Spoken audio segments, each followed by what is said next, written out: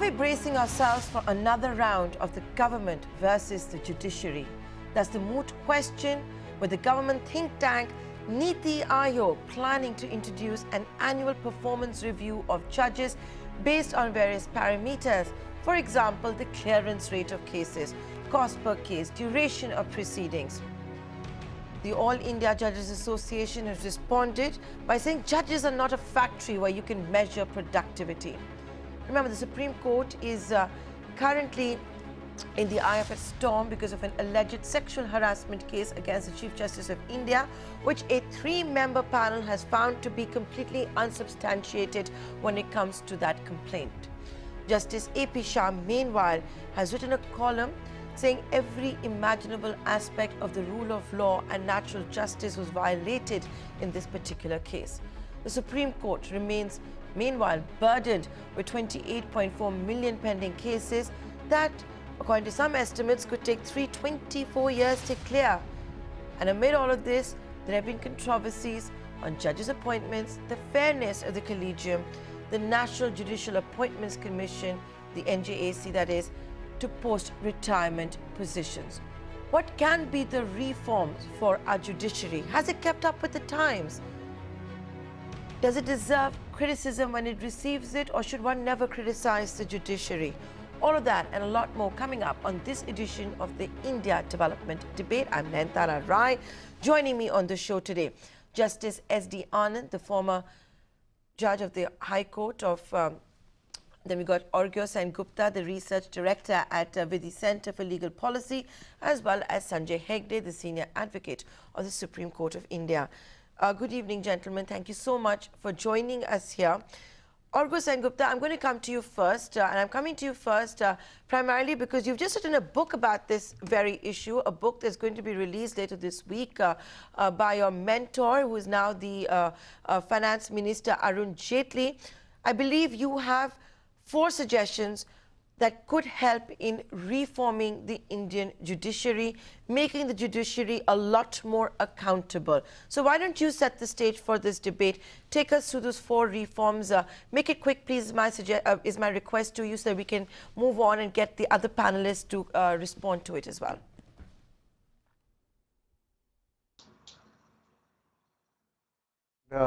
Thanks for calling me to your show, and I'd just like to point out that Mr. Jaitley, like many other senior advocates of the bar, is a mentor of mine, and there are many like Mr. Nariman who have been around for a very long time, so he's one amongst many people who I look up to and revere.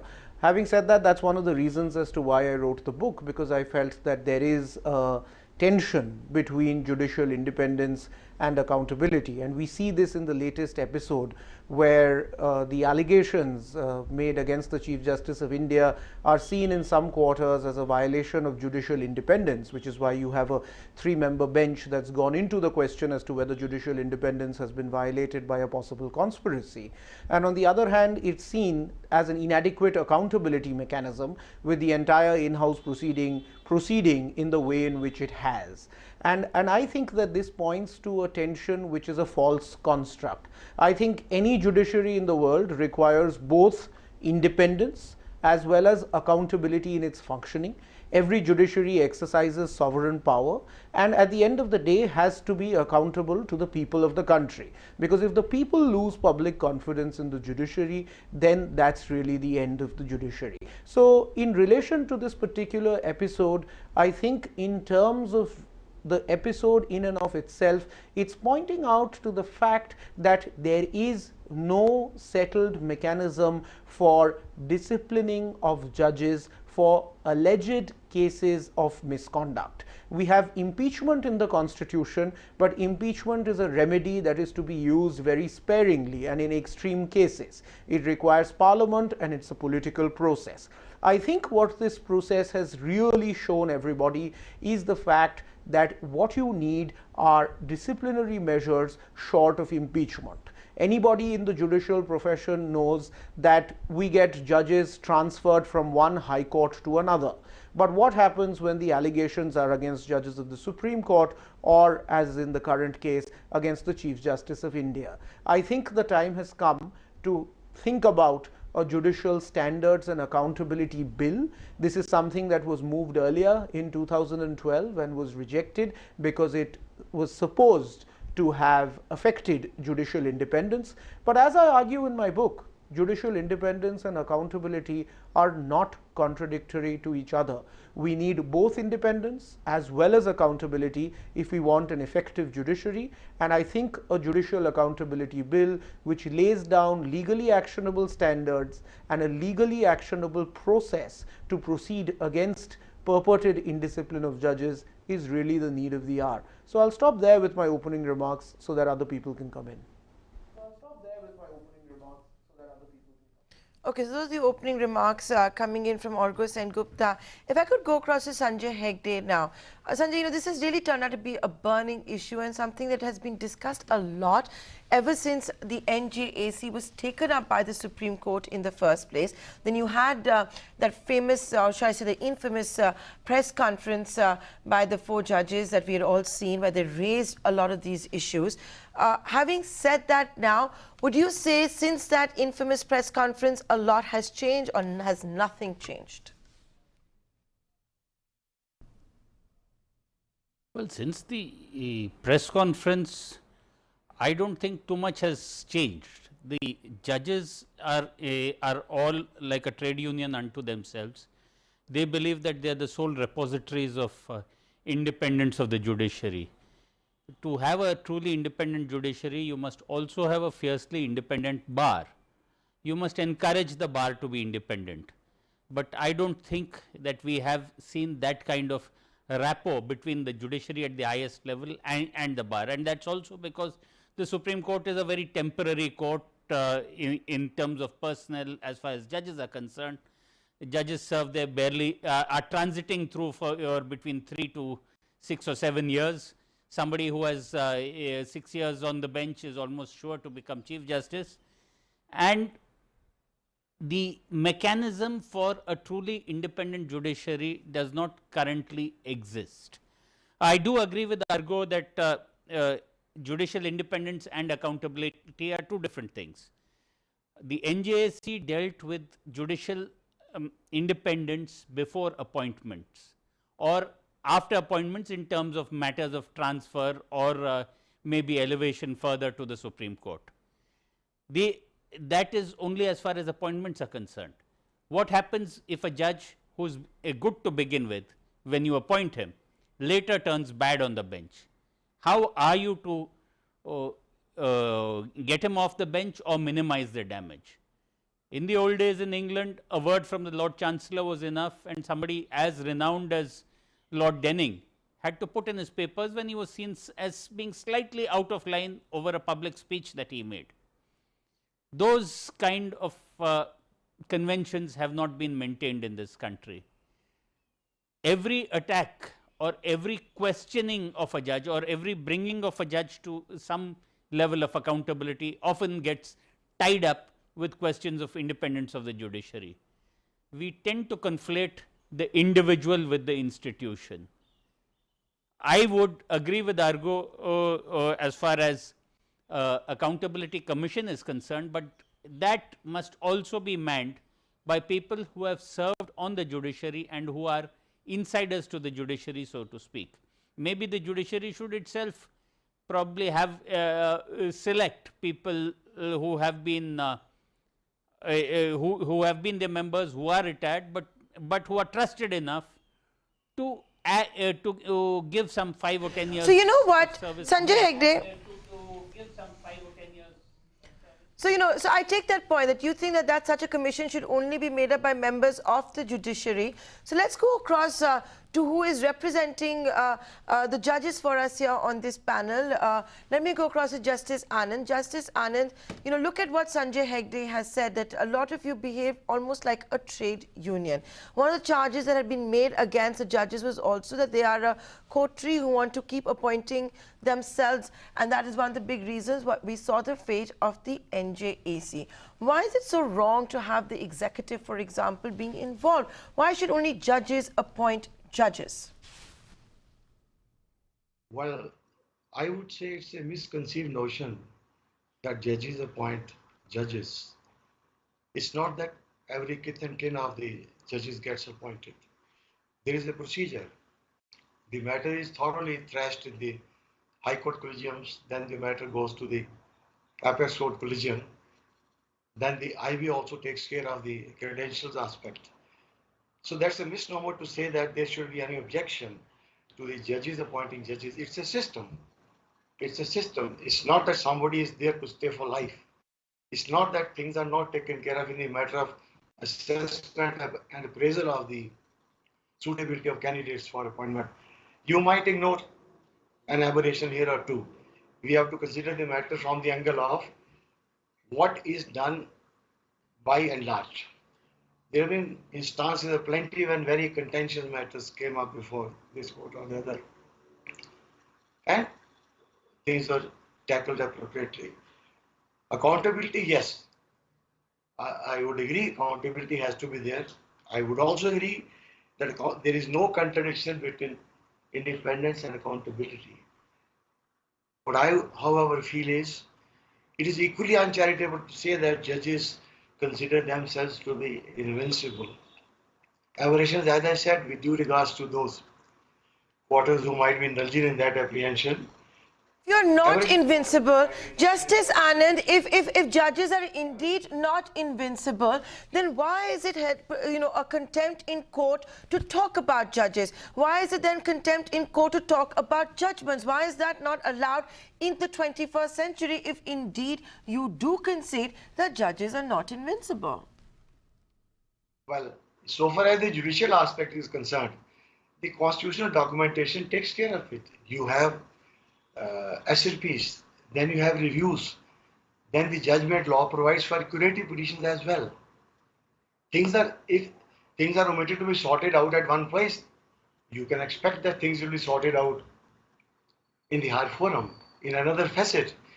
So you're saying stick to the process. There is an appeal process. I take your point. You're saying there is an appeal process and a due process that we should stick to. Orgo Sengupta wanted to come in on this point. I saw him raising his hand. Come in, Orgo. Yeah, so just 2 points, as in this is just to follow up on what Mr. Hegde said and what Justice Anand said. I think that rightfully there has been a fear of executive interference in the judiciary. And I think we all go back to the emergency, and this is what happened, that the executive interfered with the judiciary, and no one wants a repeat of that. But I think we must be careful that we cannot conflate judicial independence with judicial insulation. Because some of the reasons as to why the things that are happening around us today, whether it is the Supreme Court overstepping its boundaries and taking on matters that is not within its turf, or you find that there is the court that is operating seemingly in a vacuum, especially when it came to this allegation of sexual harassment against the Chief Justice of India. Couple of reasons as to why that's happening is because we have all been complicit, because we are afraid of the executive, to let the judiciary remain insulated. And as a result of the judiciary remaining insulated, as a result of the collegium appointing judges, as a result of judicial discipline only being something that judges themselves can do except impeachment, I think we have come to the situation where the judiciary as an organ now has gone astray. So while I understand the importance of the judiciary having a say in appointing its own judges, while judiciary having a say in the Accountability Commission, I do think that it's critical in any well-functioning judiciary that there be checks and balances. So while the National Judicial Appointments Commission, which the government brought in 2014, was a reform in that direction, sure, there were a couple of problems with the provisions, and those problems could have been read down. But the fact is, to suggest that no law minister or no member of the government can sit as part of a Judicial Appointments Commission, or perhaps that a Judicial Accountability Commission must only be by judges, I think is part of the problem. That I think that the judiciary needs to be an organization, needs to be a state entity that is that is seen as integrated in the right way and in conflict with the judiciary, in conflict with the executive when it's necessary. So we can't have the judiciary and executive being hostile to each other at all points of time being the only marker of independence. They have to be inimical to each other, they have to check and balance each other, but they must also work together when it's necessary, because at the end of the day these are all three organs of the state. You know, it's a very important point that Orgo has made, Sanjay Hegde, that you sometimes have this fear of judiciary that needs to be insulated or that it is operating in a vacuum. You're also seeing judicial activism that a lot has been spoken about. Now, you know, NJAC, we saw its fate. We've also seen what happened as recently as December with the review petition when that came about. Having said that, you know, like today when there is so much angst with what the Niti Aayog is planning to do, it's a separate debate whether it is the Niti Aayog's domain to be judging the judges. But is it time that India has a reform where we talk about the performance of the judges, where it can be talked about? Right now, it's taboo. You could also be held in contempt of court. Do you think it is needed, or do you think this is just pure sensationalism? Well, as far as contempt of court is concerned, I think a lot of contempt law is lawyers like me being very careful in advising clients. The court often takes the view that its shoulders are broad enough to shrug off criticism, and that justice is no cloistered virtue, but it must be open to respectful, if even if outspoken comment. So, I would put the Niti Aayog criticism as part of that. It's not as if a judgment cannot be criticized, as long as you do not attribute motives to the judges, saying that this judge wrote this judgment because he had X or Y motive, or he wanted to favor somebody or the other. It is not contempt. In fact, there should be a forum for criticizing judgments, and especially the economic consequences of judgments. 2G was such a nice story for the media to run. Ultimately, it has not ended in any convictions. Money trails have been sort of imperfectly established, but the cancellation of telecom licenses at the Supreme Court's instance ended up in giving India a major setback on the international stage as an investment destination. Judges also are not perfect, and nor are they fully informed during hearings in court. I don't see criticism, informed criticism, or even partially informed criticism as being contempt. Okay. Okay, so you know, that's a very fair point, that judges are not perfect. Now, there's another criticism that is often levied against the judiciary. You know, I do believe that Orgo's book also goes into it, and which is to do what happens once a judge retires. Because one of the criticisms is that prior to retirement, does a judge become very sensitive to that? We all know about how, you know, a lot of them get nominations, they get appointments. Justice Anand, I'm going to ask you to be candid on this one. Should there not be a cooling off period? If there should be a cooling off period, how long should the cooling off period be? Should it be one so that ensures that no judge is ever influenced by the dispensation that happens to be in power closer to the time of retirement? I would agree with you that there has to be a cooling off period between the date of retirement and the appointment. But let's not forget that there are certain statutory appointments in which only a judge is eligible for being appointed, be it the Consumer Commission, be it the fee committees of various states, be it the appellate authorities. Per se, if a judge accepts an appointment or is appointed, it would be uncharitable to say that it was preceded by any favor shown by him to the government. It's not that way. We have to maintain ambience of all the organs of the state, the executive, the parliament, and the judiciary. Cooling off period, that's all right. There's no difficulty with that. But the credentials of the judge are known to the entire country, or in any case the region, or to the Chief Justice of the court concerned. In lot many appointments, the files are routed to the Chief Justice. The Chief's affirmation by the Chief Justice is required. So, cooling off period is all right. It can be provided uniformly.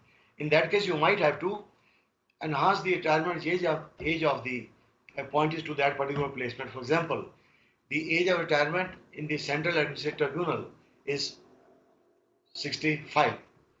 A judge would retire at the age of 62. If there is a cooling off period of 2 years and some processual exercise in between takes about 6 months or so before the appointment matures, how do you get judges for occupying those statutory placements? You have to increase the age. You can say he would hold the placement for this long, not up to the already provided retirement age. Point. So far as the You know what, conflict between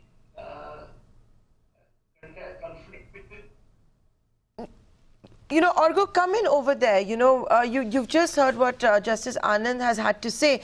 But, a lot has also changed in the last couple of years. For example, when it was earlier only about statutory appointments post-retirement, today there is, pardon me for saying it, a very good career that can also be made, for example, in arbitration. That's a new avenue that has also opened up for judges that are retiring, which are going into retirement. What are your views on that front? And also when it comes to the transfer of judges, a lot is not known about that. How exactly does the transfer work? And should that only rest again with the courtship of judges, only with the collegium? Yeah, okay, so let's take these two questions separately. As far as the question on post-retirement employment of judges is concerned, whether it's in a government appointed position or it's in arbitration, the fact of the matter is that judges are fit and in a position to serve the country beyond their retirement. So, the logical thing to do, as I have argued in my book, is that first you must increase the retirement age of judges to either 68 or to 70. Second, currently High Court judges retire at 62 and Supreme Court judges retire at 65. The reason for that distinction was because it was felt when the Constitution was drafted, if 3 years of additional tenure was not given, most good judges from Bombay, Calcutta, Madras and the other high courts would not come to Delhi. And in fact, justices like Justice Chagla, Justice Raja Mannar didn't come to Delhi to join the Supreme Court despite being offered. But the reason for this distinction doesn't exist anymore, as in most High Court judges would gladly want to come to the Supreme Court. So, the second thing to do would be to equalize the ages of retirement of High Court and Supreme Court judges. So, once we have the age of retirement and we can get the benefit of the years of service that the judges have, and the country can benefit from it in their role as judges of the Supreme Court and the High Courts, we increase that age to 70 and then we stop post-retirement employment of judges altogether. Now, because if they are good, if my view is they are good enough to do high stakes arbitration, if they are good enough to head critical tribunals in the country and they have been good enough to be Supreme Court judges till the age of 65, they are good enough to be Supreme Court judges till the age of 70.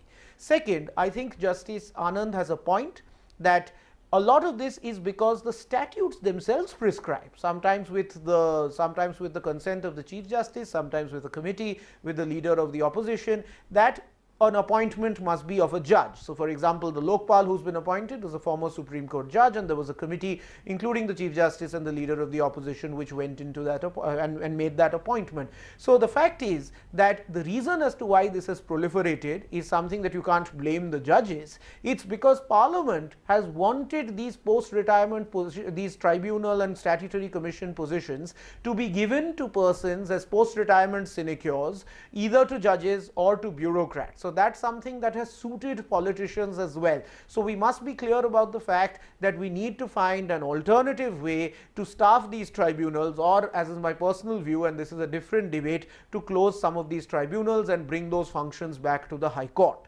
So, this is as far as post-retirement is concerned. I think you increase the retirement age and bar post-retirement employment. If you can't do that, then at the very least have a cooling off period of 2 years or 3 years at the most, which can be used before which judges cannot be appointed.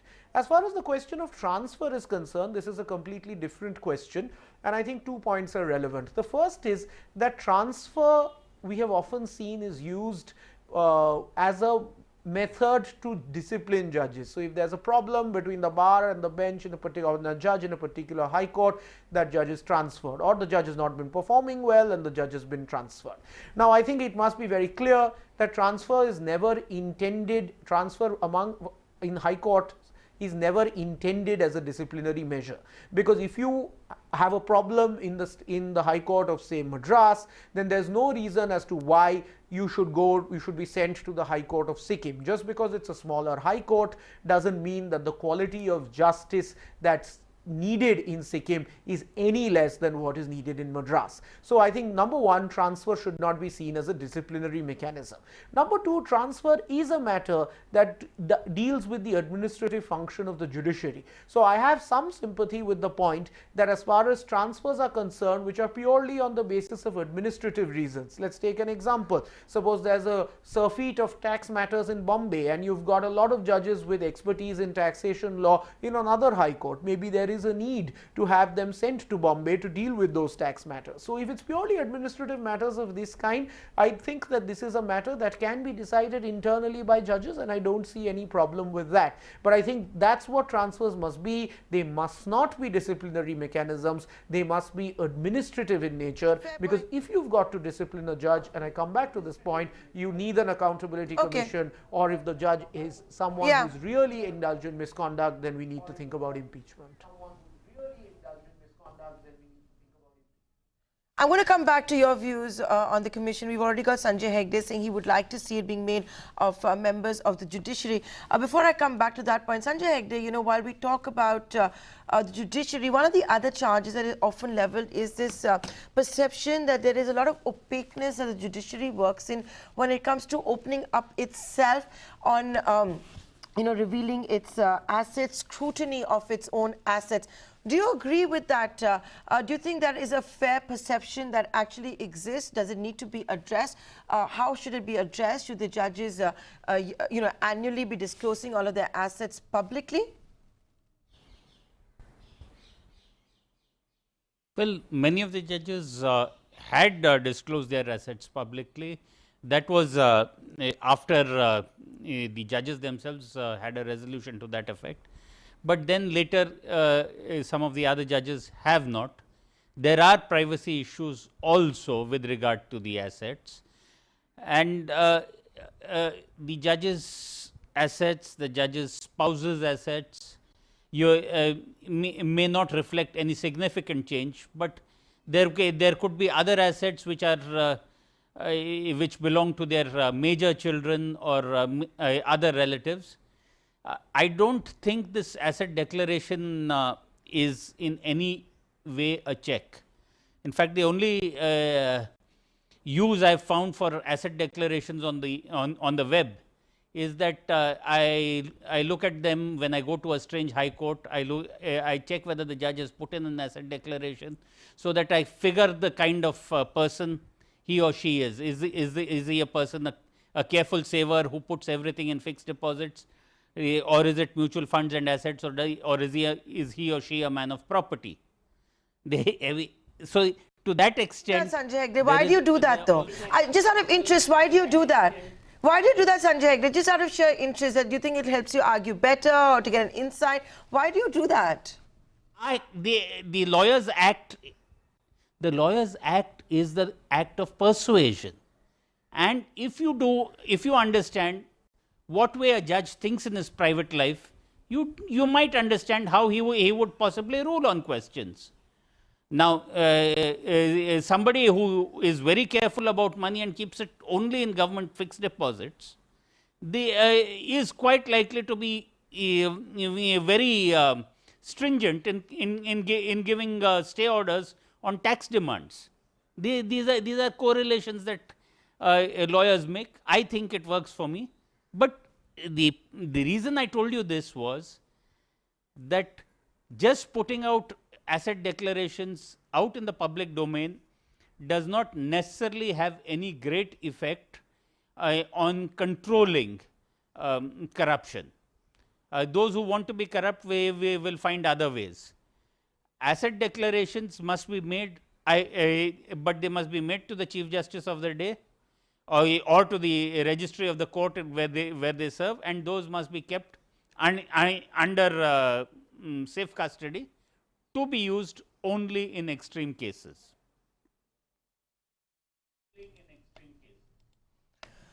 Okay. So, you don't think that asset declaration is going to help at all. Justice Anand, where do you stand on this entire issue, this perception that exists that, the judiciary doesn't open itself up to scrutiny on this particular case? And, and then I'm going to come back to you and ask you, why is that judges should not be judged? I quite agree, judges should be judged. But the question would be by whom? Judges would be primarily judged by the bar. The bar would always know the quality level of each judge. Insofar as declaration of assets is concerned, most of the judges all over the country had put those on the public domain. That's not the issue. On the other hand, I would make some other suggestion. When you say that transfer is related to, it is taken to be that transfer is related to some disciplinary action. It affects the ambience of the office. It affects the ambience of the individual concerned as well. The transfer of a judge from one high court to another could be for various reasons, like Mr. Sen just said. Please consider the advisability of forming zones, like few states in one zone, few states in another zone. You might consider transferring judges in routine, so that at least nobody has to take on himself the impression that he's been transferred due to some extraneous reasons. Two, as I was talking a little earlier, I remember a former Chief Justice of Punjab Haryana High Court who rose to head the Apex Court as well a few years ago. He made a suggestion at a gathering that keep on paying all the emoluments to a retiring judge, a retiree judge. Let him not be permitted to join any assignment. Whenever a statutory or non-statutory assignment becomes available, let the local Chief Justice, with or without the concurrence of the CJI, decide upon who is to be appointed to that post. So the judges will stand fully insulated from any influence, much less an external influence. That's what I feel. Insofar as the corruption aspect is concerned, I don't think anybody in our country can claim to be above the law. There can be an in-house mechanism in place where things can be taken care of. There have been instances when certain aberrant instances came up. Remember the case where there was some allegation in the Punjab Haryana High Court long back. Then there was the work assigned to the concerned judges was withdrawn. This was relatable to the Sidhu Kant, as we call it, PPSC corruption matter. Well, that was a step which was taken by the Chief Justice at his own level. Obviously, it was in consultation with the higher authorities. So yes, accountability, yes. Even on the point of corruption, please invigorate the bar. Bar, I repeat, is the best judge of the judges. There can be no better judge of the performance of a judge, including the integrity credentials of the judges. Invigorate the agencies as well, who are charged with the responsibility of looking into that aspect of corruption.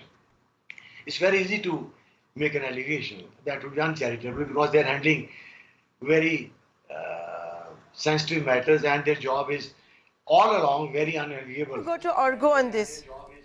I got your point. Justice Anand. You're saying that nobody is above the law, and in the past you have seen the law catching up. Orgo, I think it was only as recent as 2008, if I'm not mistaken, where it was Chief Justice of India, K.G. Balakrishnan, who had okayed a CBI. Investigation to question two judges of the Punjab and Haryana High Court. Like I said, it's not that long back. That was just in 2008. If you're going to talk about accountability, transparency, the judiciary rising to the occasion, how can judges, be kept out of all of this? How can we address all of these fears when it comes to corruption in Indian judiciary? Yeah, I think that's a tough question to give a very succinct answer to. But I think that the larger issue, as you said, is, and as Justice Anand was saying, is not an issue of detail about whether judges are declaring assets or not, or on particular issues on what the procedure for a sanction of a judge is before you can prosecute him or her. I think the larger issue is one, that the Indian higher judiciary now has a mismatch between the power that it exercises and the transparency and accountability that is expected of it. And while I agree with Justice Anand completely that the best accountability mechanism for a judge is the bar, because he or she has to face the bar every day, and the bar knows in an instant as to what sort of a judge the person is. But the fact of the matter is that now the decisions of the court, particularly the Supreme Court, as in matter not only to the bar or to a small section of litigants, but to the country at large. Now, in the country where the Supreme Court is deciding issues as disparate as who will chair the BCCI to who will remain a citizen of the country with the NRC, when you have the Supreme Court deciding issues of moment which are, if I may say so, not per se judicial issues, in that case people will want to know more. People will want to know about assets, people will want to know as to what the judge does and what the judge doesn't do, people will want to know how the judges are appointed, and people will want to have a say. So I think that the Supreme Court has a choice, and it is a very clear choice in my view, and it has to take both these options. One is that it has to introspect about what sort of public interest litigation cases it wants to take up. I think Justice Indu Malhotra's dissenting judgment in the Sabarimala case is a warning sign in that regard, that you must think about which sorts of cases you can take up and which sort of cases are best left to other organs of government. That's number one. And number two, in terms of accountability mechanisms, I think that what Justice Chelameshwar was attempting to do in the collegium by saying that let's try and reform the collegium from within, let's try and make it more transparent, let us keep minutes, let us make those minutes, let them be recorded and let them become public after a period of time. I think that the judges, if they don't want any external interference, which I can see is justified, though at some stages and it might have to happen, the judges must introspect and must come up with accountability and transparency mechanisms of their own. Currently, I don't see that happening, and if that doesn't happen, then what happens is that there is this festering doubt that what is going on in the courtroom, while it matters to you and me and everybody else in the country, we simply don't understand what's going on. And in this day and age, in the 21st century, with social media and with everybody interested and having a view on everything, I think it's only a matter of time when, as in the words of Mr. Nariman, as in the citadel will collapse. And I do think that the Supreme Court can avert it by making sure that it now wins back the public confidence that seems to be denting slowly but surely over a period of time. And I think just on one last point, and on what Justice Anand said, as far as post-retirement employment is concerned, during the course of my research for the book, one of the judges who hasn't accepted a post-retirement post told me that the only reason as to why she might have felt that she wanted a post-retirement job is because of the Lutyens' bungalow. So I do think that that's one of the key attractions that exists for a judge post-retirement. Yeah. In fact, that's a whole different debate. Should our judges, politicians, lawmakers actually be getting those famous bungalows? Or should we perhaps do what's followed in the United Kingdom, give them a salary and that's what they fend for themselves with? And, it is, of course, a market-aligned salary with all the perks that are enjoyed today in Lutyens, Delhi. Unfortunately, we're completely out of time. I'm being cued by my producer. There was a lot of other questions, but I think we got some very good closing remarks and suggestions coming in from Orgo Sen Gupta. All the best for your book.